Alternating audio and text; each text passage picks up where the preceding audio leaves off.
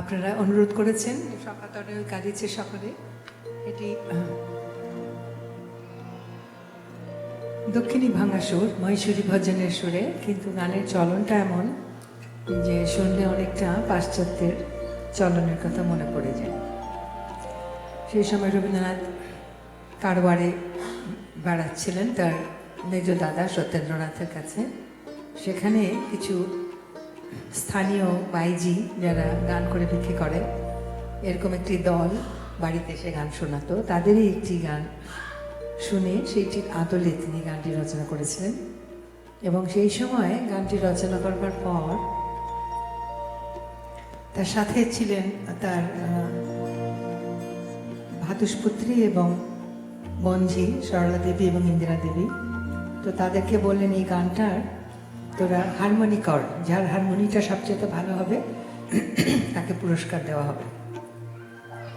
এবং সরলা দেবী লিখছেন যে তার কোনো একটা জন্মদিনের সকালে রবীন্দ্রনাথ একটা নতুন নোটবুক নিয়ে তার বাড়িতে উপস্থিত, এবং সরলা দেবীকে বললেন যে এটি, সরলা দেবীকে ডাকতেন সল্লি বলে, সল্লি এটি তুই যে হারমোনিটি করেছিলি সেটি এই খাতাতে টুকে রাখ, নাহলে পরে হারিয়ে যাবে। আলটিমেটলি সময়ের আবর্তে সেটা হারিয়েই গেছে, কিন্তু রবীন্দ্রনাথ সেই সময়ে যে অনেক নতুন নতুন আঙ্গিক নিয়ে পরীক্ষা নিরীক্ষার ব্যাপারে অসম্ভব মুক্তমনা ছিলেন।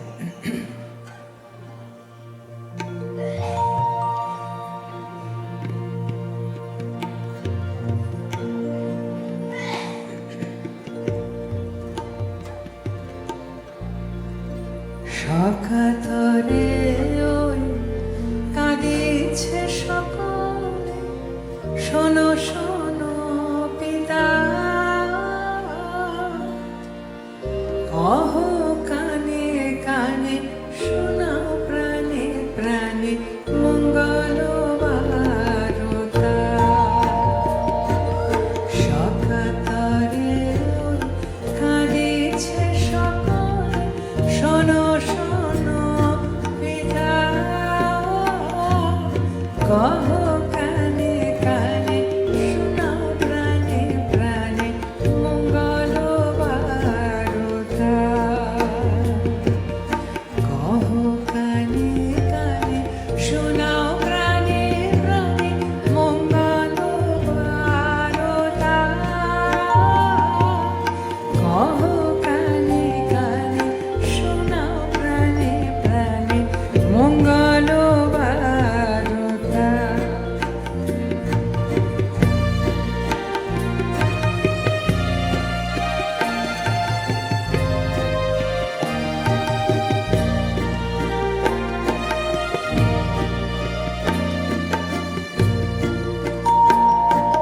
ক্ষুদ্র আশা নিয়ে রয়েছে বাঁচিয়ে সদাই ভাবনা, যা কিছু পায় হারায় যায়, না মানে সান্ত্বনা। যা কিছু পায় হারায় যায়, না মানে সান্ত্বনা। যা কিছু পায়